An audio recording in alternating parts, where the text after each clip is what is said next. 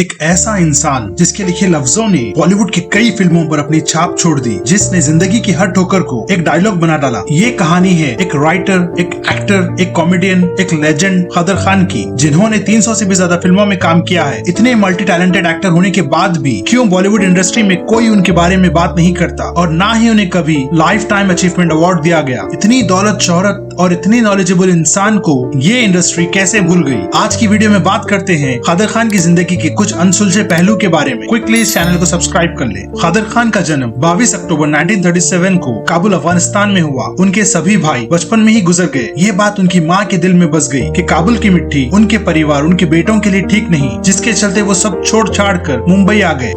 जब मेरी पैदाइश हुई तो मेरी वालदा ने दीवानावार होकर कहा कि ये जगह मेरे बच्चों के लिए लायक नहीं है और मैं यहाँ से चला जाना चाहती हूँ। लेकिन ज्यादा पैसे ना होने की वजह से उन्हें मुंबई के स्लम्स, कामाटीपुरा जैसे मुसीबत भरे इलाके में शिफ्ट होना पड़ा, जहाँ रोज एक नया चैलेंज देखने को मिलता था। उनके बचपन में ही उनके पेरेंट्स का डिवोर्स हो गया और गरीबी, भूख और बेपनाह दर्द उनके बचपन का हिस्सा बन गया। उनकी फाइनेंशियल कंडीशन ऐसी थी कि कई बार कादर खान को मस्जिद और दरगाहों के बाहर भीख तक मांगनी पड़ी ताकि घर में कोई भूखा ना मरे। कादर खान ने एक बार कहा था कि मुझे भगवान पे भरोसा नहीं, क्योंकि मैंने उसे सिर्फ छीनता हुआ देखा था। कादर खान शुरुआत में ही चाहते थे कि वो पढ़ाई छोड़कर और जॉब्स करके अपना घर संभाल पाए, लेकिन उनकी माँ का हौसला उनकी जिंदगी का आखिरी सहारा बन गया। वो उन्हें हमेशा पढ़ाई के लिए मोटिवेट करती थी और कहती थी कि आज छोटे मोटे काम कर 4 पैसे कमा लोगे, लेकिन अगर पढ़ाई पूरी करते हो तो जिंदगी में आगे बढ़ पाओगे। इसी मोटिवेशन के चलते कादर खान ने सिविल इंजीनियरिंग कंप्लीट की और बाइकला के MH साबू सिद्दीक कॉलेज में प्रोफेसर बन गए और अप्लाइड मैकेनिक्स सब्जेक्ट पढ़ाने लगे। ये टीचिंग में इतने अच्छे थे कि अप्लाइड मैकेनिक्स जैसे बोरिंग सब्जेक्ट को भी वो बहुत ही इंटरेस्टिंग तरीके से पढ़ाते थे। कॉलेज में वो सभी स्टूडेंट्स के फेवरेट बन गए, लेकिन उनके अंदर एक एक्टर छुपा था। वो हमेशा एक्टिंग की ओर ही खींचे चले जाते थे, जो उनका असली पैशन था। कुछ दिन बाद ये जॉब उनके हाथ से चली गई, क्योंकि किस्मत में उनके लिए कुछ और ही लिखा था। वो टीचिंग जॉब छोड़ना नहीं चाहते थे, उन्हें पढ़ाना बहुत पसंद था, लेकिन उनकी फिल्मों में रुचि को देखते हुए कॉलेज के प्रिंसिपल ने उन्हें कहा कि या तो तुम टीचिंग और जॉब करो या फिल्मों में काम ट्राई करो, जिस पर कादर खान ने फिल्मों में काम करने का फैसला लिया। वो बहुत ही कीन ऑब्जर्वर थे। अगर उन्हें कोई अजीब इंसान दिखता जिसका बात करने का या चलने का स्टाइल अलग होता तो कादर खान उसे हमेशा नकल क्या करते थे। चलते में किसी को भी देख लेता था तो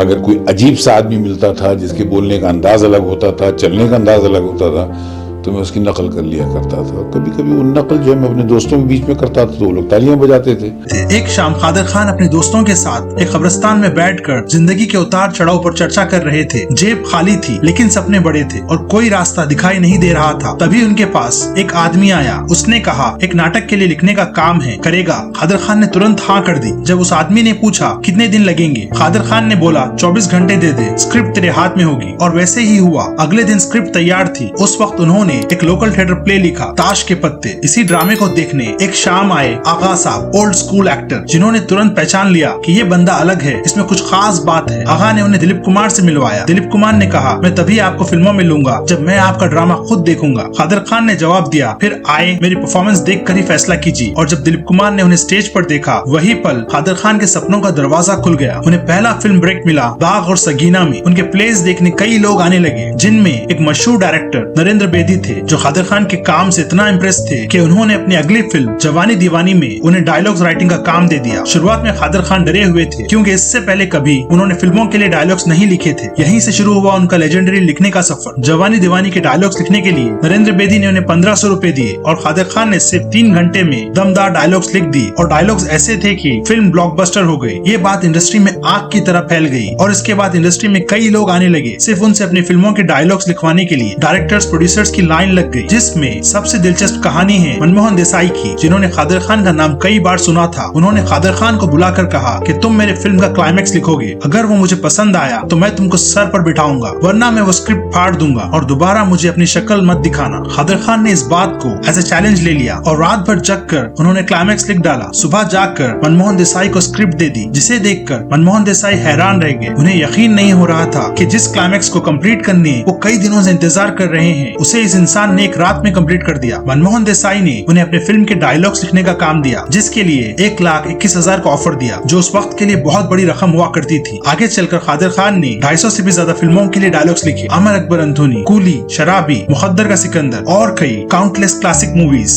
जहां उन दिनों विलन्स के रोल के लिए कोई ढंग का एक्टर नहीं मिलता था, तो डायरेक्टर्स कादिर खान को अप्रोच होते थे और कादिर खान वो रोल कर लेते थे और कई सालों तक वो टाइपकास्ट होने लगे। कादिर खान मतलब विलन, जिसके चलते उनके बच्चों को स्कूल में बुल्ली तक किया जाता था कि तुम्हारा बाप एक विलन है। इस बात ने कादिर खान को बहुत तकलीफ दी। फिर उन्होंने फैसला किया कि वो कभी विलन का रोल नहीं करेंगे। कादिर खान ने अमिताभ बच्चन के लिए सबसे आइकॉनिक डायलॉग्स लिखे थे। कहा जाता है कि अमिताभ बच्चन को सुपरस्टार बनाने में कादिर खान का सबसे बड़ा हाथ है। उन्होंने ही उनका एंग्री यंग मैन का इमेज क्रिएट किया था। यहाँ तक कि डायलॉग डिलीवरी भी कादिर खान ने ही जाकर सिखाई थी। फिल्म मुकद्दर का सिकंदर के क्लाइमेक्स सीन पर जब अमिताभ बच्चन को डायलॉग्स में बहुत मुश्किल आ रही थी, तब कादिर खान ने डायलॉग्स एक कैसेट में रिकॉर्ड कर दिए, जिसे अमिताभ बच्चन ने रात भर प्रैक्टिस किया और सुबह आकर शूटिंग कंप्लीट की। ऐसे कई फिल्मों में कादिर खान ने अमिताभ को सपोर्ट किया। इन दोनों की दोस्ती काफी गहरी थी। लेकिन जब अमिताभ पॉलिटिक्स में चले गए तो बॉलीवुड में लोग उन्हें सरजी कहकर बुलाने लगे। कादिर खान ने इस बात को एक्सेप्ट नहीं किया। उन्होंने कहा कि जो कल तक मेरा यार था, उसे मैं आज सरजी नहीं कह सकता। वो मेरे लिए अमित है, मेरा अपना अमित। एक दिन एक प्रोड्यूसर ने कहा, अब जाकर सरजी से मिल लीजिए। कादिर खान ने कहा, कौन सरजी? जब पता चला वो अमिताभ है तो उन्होंने इनकार कर दिया। ये एक इमोशनल तूफान था। मैंने कहा यार वो तो अमित है,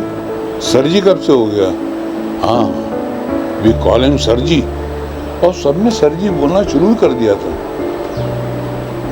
तो मेरे मुंह से निकला नहीं सरजी। अमिताभ और कादिर के बीच इसी बात से दूरियां आ गई। कादिर खान ने अमिताभ बच्चन के बिहेवियर में कई चेंजेस देखे। उसके बाद कादिर खान को गंगा जमुना सरस्वती, खुदा गवाह जैसे प्रोजेक्ट से हटा दिया गया। उन्होंने मीडिया से कहा था, मैं उस इंसान को सरजी नहीं कह सकता जिसे मैंने अपने हाथों से बनाया था। ये उनकी ईमानदारी थी जो उनका सबसे बड़ा शिकार बन गई। इन दोनों महानायकों की दोस्ती यहीं पर खत्म हो गई। अगर आज की जनरेशन की बात की जाए तो ज्यादातर लोग उन्हें डेविड धवन और गोविंदा के साथ कोलैबोरेशन की वजह से जानते हैं। पिछले कई मूवीज से बिल्कुल हटकर डेविड धवन और गोविंदा के साथ उनका नया कॉमेडी का रूप सबके सामने आया। पहली बार 1992 में उन्होंने डेविड धवन के साथ बोल राधा बोल में काम किया। फिर राजा बाबू में अपना जादू दिखाया। आगे चलकर कुली नंबर 1 जैसी सुपरहिट मूवी में उन्होंने डायलॉग्स भी लिखे और बढ़िया एक्टिंग भी की। फिर आए दुल्हे राजा, जुड़वा, हीरो नंबर 1, आंटी नंबर 1। ऐसे कई फिल्मों में एक्टिंग और स्क्रीन प्ले से पब्लिक को दीवाना कर दिया। हर फिल्म में उनकी कॉमिक टाइमिंग और डायलॉग्स आइकॉनिक बन गए। ऐसे करते करते उन्होंने डेविड धवन के साथ 15 और गोविंदा के साथ 41 फिल्मों में काम किया, जो किसी भी एक्टर जोड़ी के लिए बहुत बड़ी बात है। लेकिन दिल के किसी कोने में उनकी चाहत सीरियस रोल्स और राइटिंग के लिए कभी खत्म नहीं हुई। जब उनकी एक्टिंग से सब हंस रहे थे, तब कादिर खान अंदर ही अंदर छुप कर रो रहे थे, क्योंकि उनकी असली पहचान थी राइटर कादिर खान। वो कभी किसी कंट्रोवर्सी में नहीं पड़ते थे, हमेशा डाउन टू अर्थ सिंपल जिंदगी गुजारे। उनके अपने को स्टार्स, अपने प्रोड्यूसर्स के साथ रिश्ते हमेशा बहुत अच्छे थे। वो उन्हें या तो कादिर भाई मानते थे या